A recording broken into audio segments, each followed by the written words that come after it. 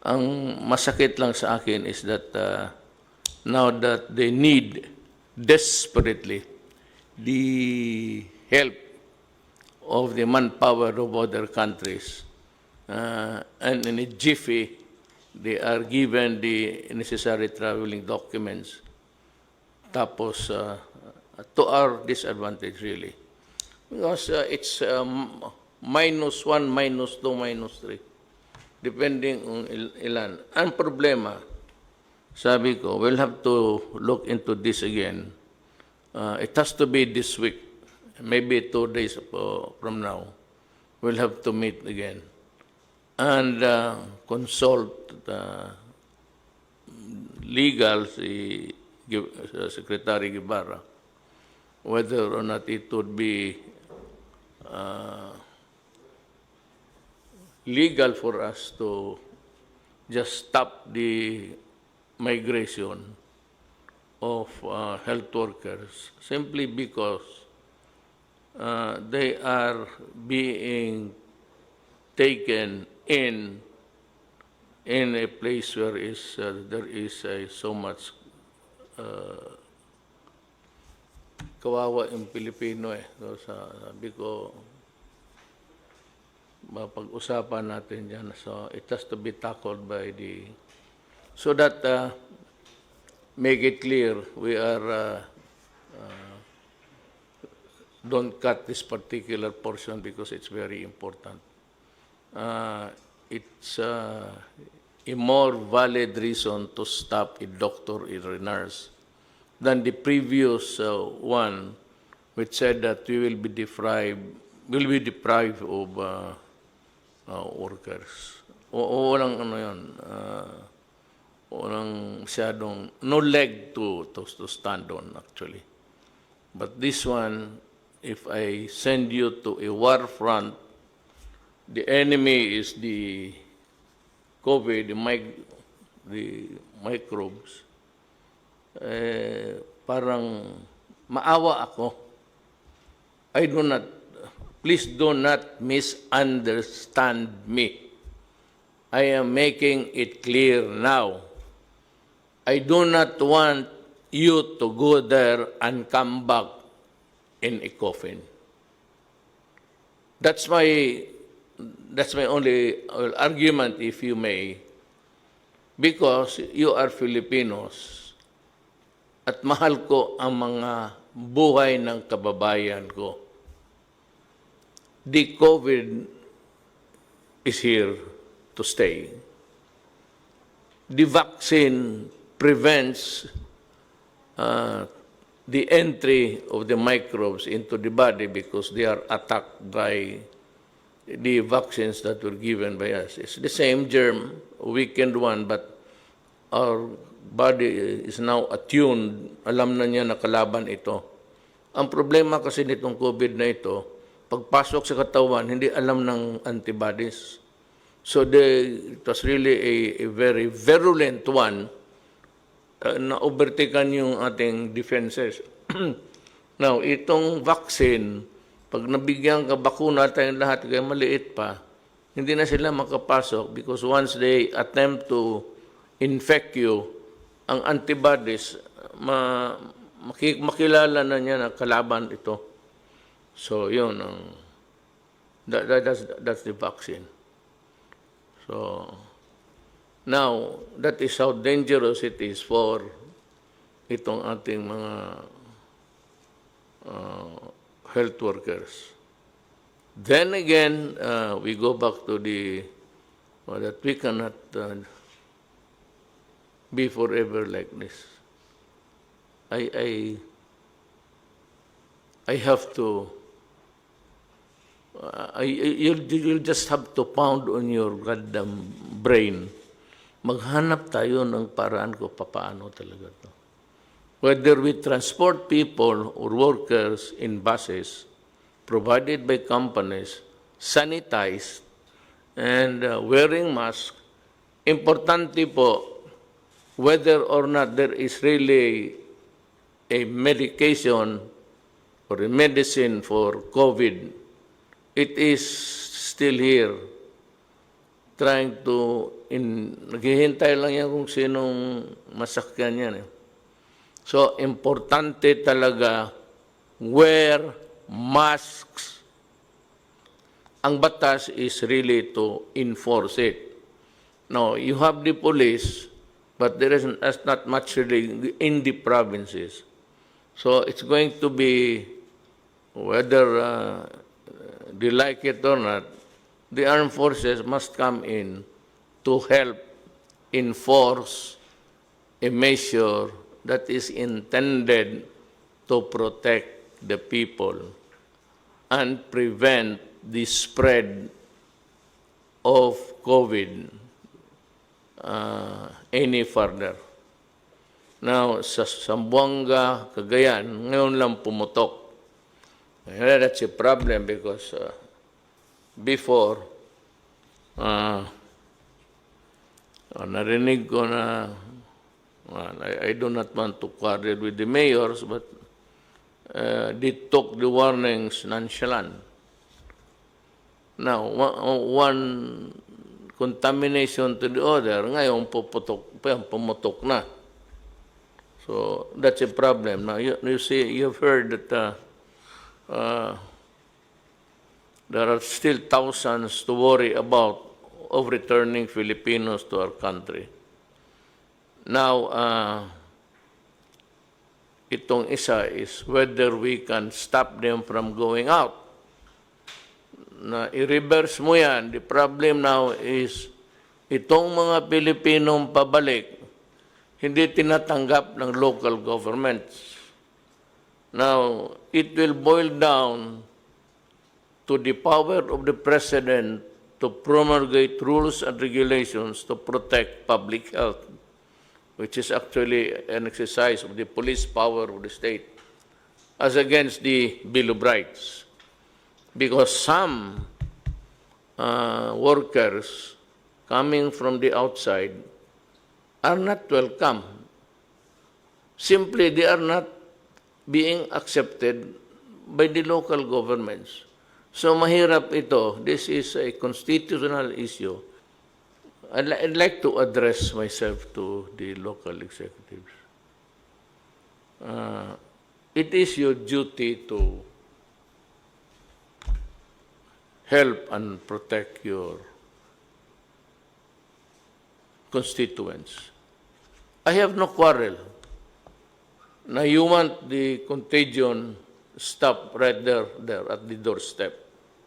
Huwag ka na lang pumasok dito because it contaminates the whole of the family in the house. But you know, Filipinos are citizens of this country. And whether we like it or not, they have this constitutional right to travel and to travel abroad and to come home after working there. This cannot just be just by wave of the hand. So we have to study this. We'll have to spend again. We will have to gather them in a place. Or yung mga hindi nagamit, doon na muna sila, and then we can make provisions for the food and everything. Rather than just leave them there stranded. If they have the money in their pockets, I'm sure that was intended as a saving for the family. At mauubos yung pera na yan. At they would go home with their pockets empty. We do not want that to happen. So, I would like to assure mga kababayan ko, gusto kong maghanap ako ng paraan na tulungan kayo. Yung mga kababayan ninyo, mga kapatid, na mother, father, sister, brother, stranded here, kung clear na, if they are really cleared by the medical authorities. That is binding, especially if it is, well, it has to be the certification of the Department of Health. If the Department of Health, your department, Secretary Doge, would certify that she has undergone the test not only against the presence of antibodies, but the virus itself, that she is virus-free, then we have to make arrangement that they can go home. Maghanap tayo ng paraan. We'll just, ihatid talaga natin ito sila doon kasi we have stalemate here. What do we do with people waiting tapos okay naman sila? So, you have to go into a testing, each and every one of them, and find out if they are fit to return, and that she or he is not a threat to the community. But to say that just hindi kayo pwedeng pumasok, even coming from abroad, and even if staying there for already more than 14 days without anything happening to them, then the national government, makinig kayong local executives, the national government will insist that you accept the OFWs. Magkakaroon ho tayo ng problema if you resist. Because then, as a worker of government, it falls upon my shoulders to see to it that everything is done fair and I'll listen to Secretary Vince. Okay. Mayor, just on that note po, just for your information po, nung pong nag-lockdown po tayo nung March, meron pong mga 200 na OFWs na na-stranded po sa Clark, most of them from Mindanao, 38 of them from Davao.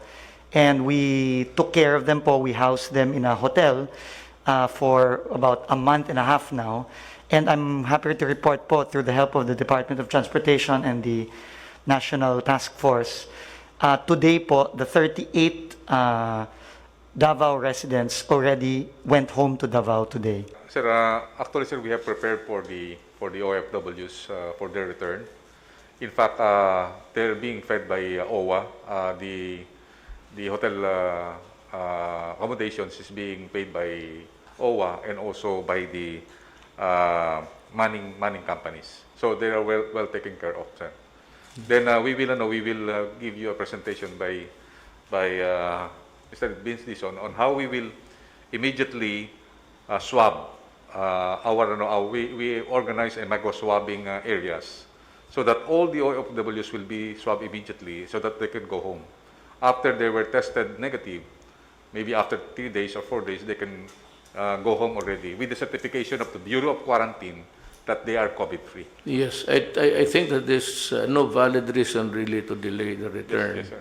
If they are found to be free from infection. Sir. To dilly-dally on this,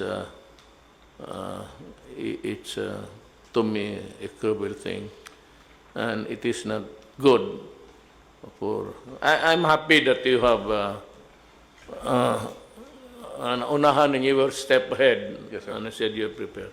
Sir, actually, sir, we prepared with because I'm taking orders from Secretary of DOH and also with the National Task Force and the ISILG. We are coordinating, sir. That's why we make a plan on how we can swab them immediately, so that after 3 days we can swab all these 23,000 po, sir. So maybe we can, sir, we can have. Before that, may I just say that itong mga medical people, you know, you have your own opinion, your own view of what is good and what is not. So, alam mo yan, there are those who agree with you and those who vehemently disagree with you. Gusto ko lang malaman ng lahat na ang Secretary ng Department of Health ay si Secretary Duque. And this government, my department will be guided by what Secretary Duque would tell us to do. I may listen to the conflicting claims, but in the end, it is the Secretary of Health who decides your word is the lawyer, because we are not, and I'm sure that you'll be helping. But before that, as of today, there is 9,485 cases yung positive ito. What is very significant is the recovery rate of the persons who are hospitalized or had this infection. It's 1,315, and that is a good number if you compare it to the deaths, 623. Now, come to think of it really, mababa ang ano natin. They said that itong koronang putres na to has a hard time surviving in a high temperature.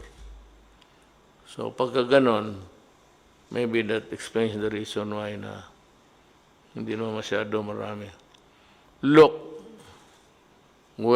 cooperate with us, wear a mask, because if not, kung magsabay-sabay, then we will have an overload.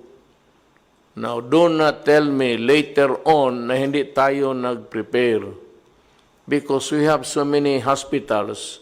That's why it's called pandemic. It's local, it's epidemic. Pandemic is worldwide. Tinamaan lahat. So, just cooperate, because wala naman kami hangarin dito para pahirapan kayo. As a matter of fact, we are really trying to figure out how we can ease up the miseries that has been imposed on us.